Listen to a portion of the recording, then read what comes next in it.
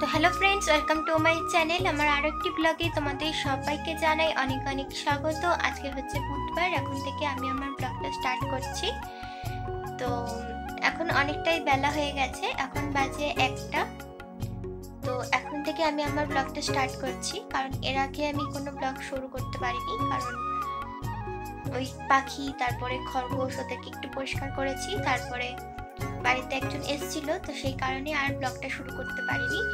তো তার সাথে কথা বলছিলাম, গল্প করছিলাম, তো ভাবলাম এখন থেকে ব্লগটা শুরু করি। তো এখন করব রান্না। তো এখন তো আর বেজে গেছে 1টা, তো 2টোর মধ্যে রান্না করতে হবে। তো চলো এখন রান্না বান্না করি। আর 1 ঘন্টার মধ্যে তাড়াতাড়ি করে রান্না করতে হবে, দেখি পারি কিনা 1 ঘন্টার মধ্যে রান্না করতে। তো চলো রান্না বান্নাটা করি। চলো তোমরা ভিডিওটা দেখতে থাকো আর পাশে থেকো। তো দেখো বন্ধুরা, মা এখানে বাজার থেকে নিয়ে এসেছে তেলাপিয়া মাছ। তো এগুলো আমি এখন ভালো করে ধুয়ে তারপর রেখে দিয়েছি। তো এগুলো এখন রান্না করব সবগুলো। আর এখানে রয়েছে কেটে নিয়েছি উচ্ছে আলু ভাজা। তো এটাও ভালো করে কেটে ধুয়ে নিয়েছি। আর এখন এই মাছগুলো রান্না করব। তো চলো তাড়াতাড়ি রান্নাটা বসাই। এখানে দেখো মাছগুলো ধুয়ে নিয়েছিলাম, ধুয়ে নিয়ে তার মাছগুলোর মধ্যে নুন আর হলুদ গুঁড়ো দিয়ে দিচ্ছি, দিয়ে এবার ভালো করে মাছগুলো মেখে নেব।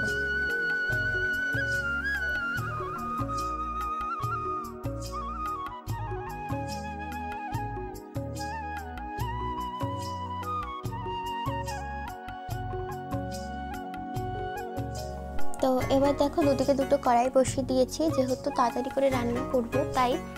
আর এখন তো 1টা বেজেই গেছে, তোমাদেরকে বললাম তো 2টোর মধ্যে রান্না করতে হবে, তো সেই কারণে দুদিকে দুটো কড়াই বসিয়ে দিয়েছি তাড়াতাড়ি করার জন্য। তো এদিকে দেখো একটা কড়াইতে তেল গরম বসিয়ে, তেল গরম হয়ে যাওয়ার পর উচ্ছে আলু ভাজাটা দিয়ে দিলাম, দিয়ে এবার এর মধ্যে নুন হলুদ দিয়ে দেব। তো দেখো নুন দিয়ে দিলাম, তারপর হলুদ গুঁড়ো দিয়ে দিলাম, দিয়ে এবার ভালো করে ভেজে নেব। আর এপাশে দেখো কড়াইতে তেল গরম বসিয়েছি, বসিয়ে কড়াইয়ের মধ্যে একটুখানি নুন দিয়ে দিয়েছি যাতে মাছগুলো লেগে না যায়। অনেক সময় দেখবে মাছগুলো গরম তেলে দিলেও অনেক সময় মাছ লেগে যায়, তো সেই কারণে একটুখানি নুন দিয়ে দিলে মাছগুলো আর লাগবে না। তো এবার দেখো এখানে মাছগুলো দিয়ে দিলাম। তো মাছগুলো এক সাইডটা ভাজা হয়ে গেছে প্রায়, তো আরেক দিকটা উল্টে দিলাম যাতে মাছগুলো ঠিক করে ভাজা হয়ে যায়। আর ঢাকা দিয়ে দিয়েছি কারণ গায়ে ছিট ছিল, তো এখনকার সব মাছই গায়ে ছিটে পড়ে আর কি। তো এরপর দেখো এখানে ফুলকপি আর আলু কেটে নিয়েছি, ফুলকপি আলুটা এখানে সিদ্ধ বসিয়ে দিয়েছি ইন্ডাকশানে। তো এটা সিদ্ধটা হয়ে যাক, তারপর আবার বাকি রান্না শুরু করছি।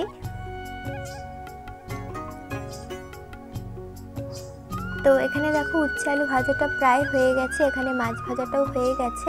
তো এবার মাছ ভাজাটা তুলে নিচ্ছি। আর রান্নার মধ্যে সবথেকে বেশি টাইম লাগে এই মাছগুলো ভাজতে, অনেকগুলো মাছ থাকে, তো সেই মাছগুলো ভাজতেই বেশি টাইম লাগে। তবে রান্না কিন্তু রেডি থাকলে তাড়াতাড়ি হয়ে যায়, মানে কাটা ধোয়া এগুলো রেডি থাকলে কিন্তু তাড়াতাড়ি হয়ে যায়। তো এখানে দেখো মাছগুলো আরও কটা মাছ ছিল সেগুলো দিয়ে দিলাম। আর এদিকে দেখো উচ্ছে আলু ভাজাটা নাড়িয়ে নিচ্ছি। তো এখানে দেখছিলাম উচ্ছে আলুটা নরম হয়েছে কিনা।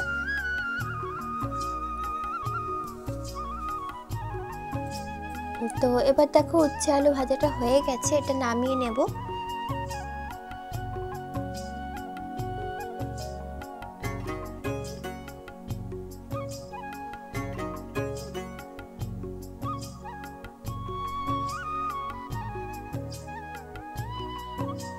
তো এখানে দেখো সবগুলো উচ্ছে আলু ভাজা নামিয়ে নিচ্ছি। তো তারপর ওদিকে আরেকটা রান্না বসাবো, আর এদিকে তো মাছটা ভাজা হচ্ছেই। তো তোমরা হয়তো দেখতে পাচ্ছ না ক্যামেরার পিছনে, কিন্তু ক্যামেরার পিছনে কিন্তু আমি একবার সবজি কাটছি, একবার রান্না করছি, এরকম করছি আর কি, যাতে তাড়াতাড়ি হয়ে যায়। তো এখানে দেখো মাছগুলো তো ভাজা হয়েই গেছে, আরেক পিঠ উল্টে দিলাম যাতে ওই দিকটাও ভাজা হয়ে যায়। এবার এদিকে কড়াইতে তেল গরম করে দিয়ে দিলাম মেথি ফোড়ন, দিয়ে এবার কিছুটা ডাঁটা আর আলু কেটে রেখেছিলাম, তো সেই ডাঁটা আলুটা দিয়ে দিলাম। তো আজকে ডাঁটা আলু দিয়ে শুধু ঝোল করব, মাছ দেব না, মাছ দিয়ে ফুলকপি দিয়ে ঝোল রান্না করব। তো এখানে দেখো ডাটা আলুটা একটুখানি ভেজে নিলাম, ভেজে নিয়ে নুন দিয়ে দিলাম, নুন তারপরে এর মধ্যে দিয়ে দেবো হলুদ গুঁড়ো, লঙ্কার গুঁড়ো,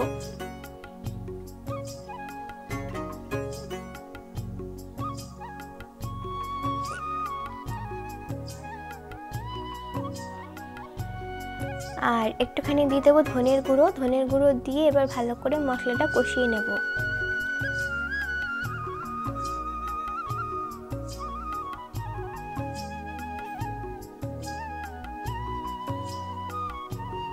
মশলাটা কষিয়ে নেব। মশলাটা কষানোর পর এবার কিছুক্ষণ কষাবো। আর এদিকে দেখো মাছগুলো ভাজাও হয়ে গেছে, এবার এটা তুলে নেব।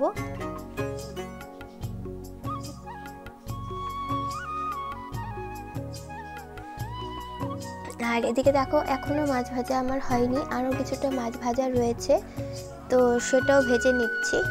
আর এদিকে দেখো ডাটা আলুটা মশলাটার সাথে কষানো হয়ে গেছে, এবার এর মধ্যে দিয়ে দেবো জল।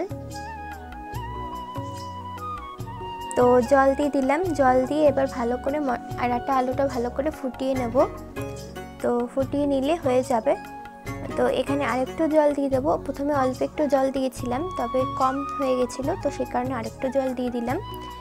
দিয়ে এবার ভালো করে ফুটিয়ে নেব। ফুটিয়ে নিলেই হয়ে যাবে ডাটা আলুর তরকারি। আর এদিকে দেখো মাছটা তো ভাজা হচ্ছেই, মাছটা ভাজানো তুলে নেব।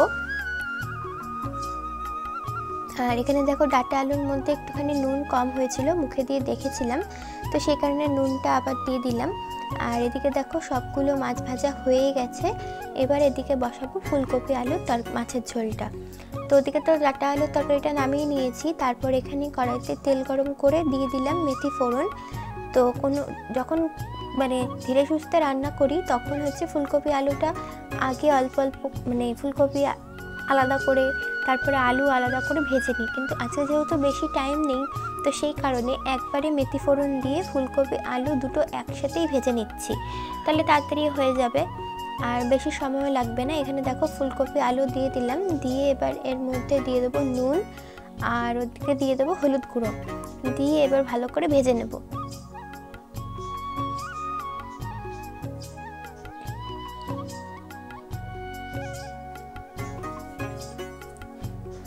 তো এবার দেখো ফুলকপি আলুটা ভালো করে ভেজে নিচ্ছি।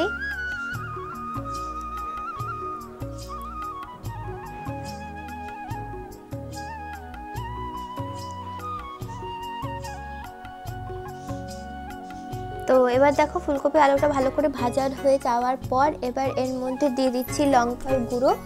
তো লঙ্কার গুঁড়ো, তারপরে ধনের গুঁড়ো, তারপর জিরের গুঁড়ো, সবগুলো আমি দু চামচ করে দিয়েছি। তো তোমরা তোমাদের পরিমাণ মতো দিয়ে নেবে, আমি এখানে 2 চামচ করে দিলাম। দিয়ে তারপর এখানে দেখো ভালো করে মশলার সাথে ফুলকপি আলুটা ভালো করে কষিয়ে নেব।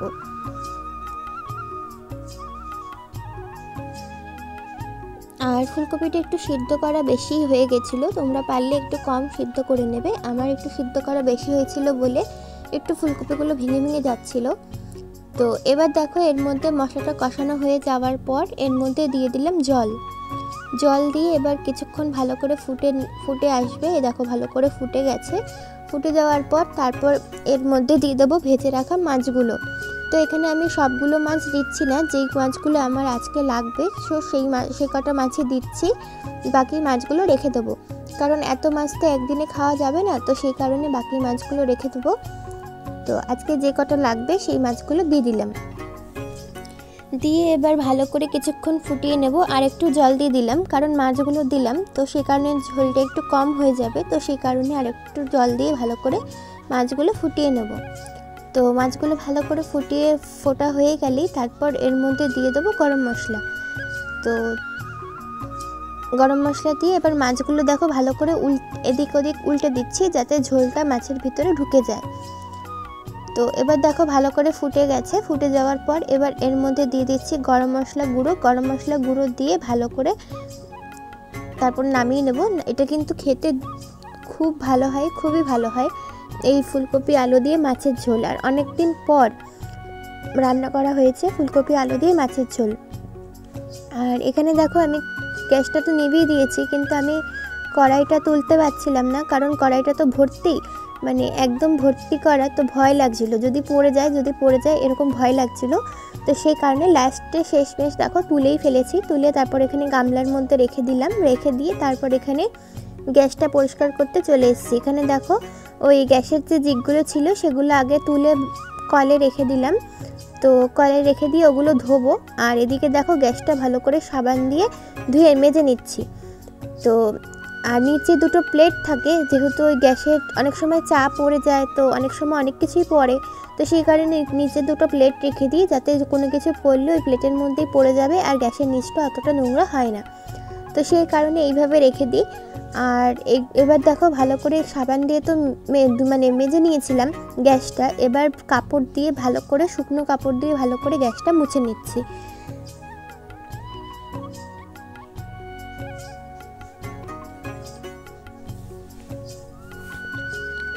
আর গ্যাসটা দেখো মোছা হয়ে গেছে। মোছা হয়ে যাওয়ার পর ওদিকে গ্যাসের জিকগুলো আর যে প্লেটগুলো নিচে থাকে সেগুলো ধুয়ে নিয়ে এসেছি। তো গ্যাসের জিকগুলো লাগিয়ে দিলাম আর নিচে দুদিকে দুটো প্লেটটা বসিয়ে দিলাম।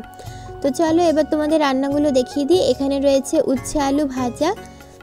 তো আমাদের ঘরে কিন্তু উচ্ছে আলু ভাজাটা প্রায় প্রত্যেক দিনই রান্না করা হয়, কারণ এটা খাওয়া ভালো তাই। আর আজকে কিন্তু সবথেকে ভালো কথা হচ্ছে চট জলদি 1 ঘন্টার মধ্যে সব রান্নাবান্না করে নিয়েছি। তো আমি ভাবতে পারিনি যে দুটোর মধ্যে রান্না হয়ে যাবে, কিন্তু সত্যি কথা দুটোর মধ্যেই আমার সব রান্নাবান্না হয়ে গেছে। তো এখানে দেখো ডাঁটা আলুর তরকারিটাও হয়ে গেছে, আর এখানে দেখো ফুলকপি আলু দিয়ে যে মাছের ঝোলটা সেটাও হয়ে গেছে।